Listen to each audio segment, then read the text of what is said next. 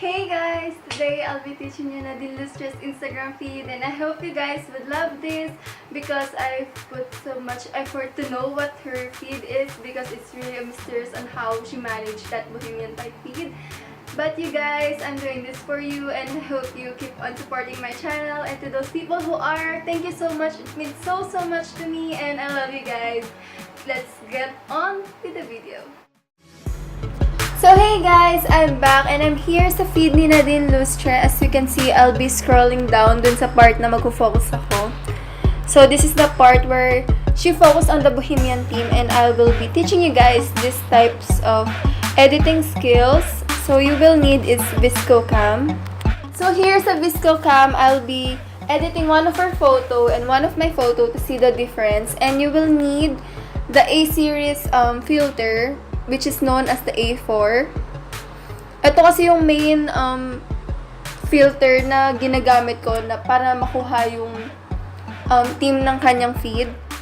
Depending pa rin to yung timpla or yung etong bar, depending to sa photo. And since nga yung photo ni Nadine is medyo tarnish na, hindi natin i-max. So, let's say, ganyan. Then, you will need, napansin ko rin sa photos niya is hindi siya ganun ka-exposed. Which means na hindi siya ganun ka-bright. Kaya sobrang ganda rin kasi parang medyo calm and hindi masakit sa mata yung theme niya. And another one is the grain. Laging may grain yung photos ni Nadine and I can see why, because she's targeting that bohemian theme.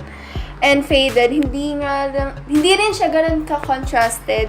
Dahil nga hindi siya ganun ka-contrasted, hindi siya ganun kasakit sa mata. Mas na-emphasize din na to yung details dun sa photo.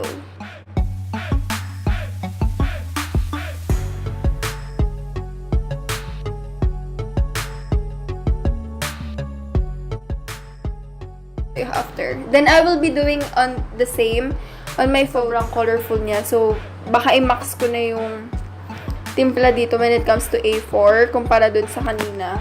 So, sa exposure, ganun pa rin. Depending pa rin siya sa photo if sobrang linaw or sobrang liwanag. Sa contrast, pwede mo rin siya idagdag. Contrast and fade, medyo same sila. But I believe sa fade, medyo mas lalo siyang nawawalan ng darker theme. Mas lalo lumalabas yung emphasis ng details ng photo. And that's Nadine's main focus. Sa grain, she always have that grain in her photos talaga.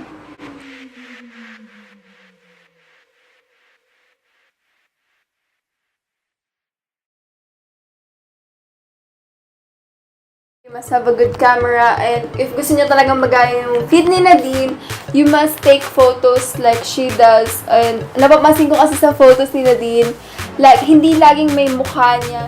And that's it guys, that was Nadine Lustre's bohemian theme on her Instagram. I hope you guys like this. Please do leave a like and subscribe. To me, it really means so much to me. Please do comment down below what more feeds you want me to learn and teach you guys. It means so much to me, all of your support. I love you guys. Bye!